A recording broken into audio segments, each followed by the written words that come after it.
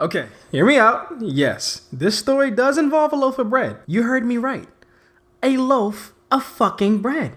Possibly the funniest shit I've ever heard in my life. So, let's get started.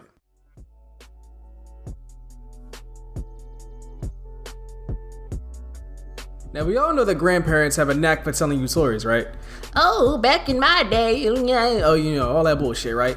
Well, this story I'm about to tell you is straight facts, alright? My grandpop is a fucking thug. OG triple OGG. He's 6'1", about 200 pounds, pure muscle, raised 9 kids, worked 60-hour weeks, lifts constantly, and he even went to work with pneumonia. Fucking pneumonia, son. Straight thug. Basically, somebody you don't want to bump into the street, right? Well, unfortunately, the quote-unquote antagonist of the story did just that. This story goes way back when jerry curls and men getting perms were still in style. My pop was in his prime and everybody knew him and respected him. The top dog of Allison Street, which if you don't know, is a street located in Philly. Shout out to the Philly Cats, I love y'all. Eagles and cheesesteaks, we lit. Anyway, the neighborhood that my pop lived on wasn't necessarily the safest place to live. Who am I fucking kidding? It's fucking called Philadelphia. Listen, I love my city, but some parts are literally fucked, alright? But I digress. So he was walking back from a grocery store that was just up the street from where he lived. The only thing he bought was a loaf of bread. Now pay attention, because that loaf of bread is fucking important. As he was walking down the street, a crackhead came from an alleyway and threatened him with a knife. Now remember, the loaf of bread is still in my pop's hand. The crackhead is trying to rob him, but my pop, he had 9 kids to feed.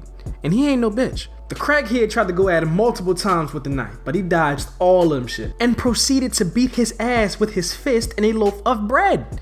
The loaf of bread! Mind you, all this happened in broad daylight, and there were still people outside who witnessed the entire thing go down. And the bread, well, the bread was still in good condition. How is this bread made of? Bricks? The crackhead ran away after he couldn't take any more gluten goodness being used on him as a beating stick. Hey, you know what? That reminds me of something. Policemen, take notes. Hell, you don't even have to use the nightsticks on people. You don't even have to use your gun. Just use the end piece of the bread. You know how people are when it comes to the end piece of bread? It's fucking disgusting. Just use that and I promise you they'll give up on sight. No shade, all shade. This tea is piping hot. I think it's Lipton. That encounter literally made my pop a hood legend. Everybody on the block used to call him out like, "Damn, Fonz, you ain't let that damn bread go, huh?" That's his name, by the way, Fonz. And some people be like, "Wonder Bread, what's poppin', folk?" Safe to say that my aunts and uncles ate good as hell that day. Brick bread sandwiches with a side of crackhead tears. See, I ain't believe this at all when he first told me. But everyone, and I mean everyone in the family, including the neighbors on the block, confirmed this. Now he's known as the man who ain't never let that bread go.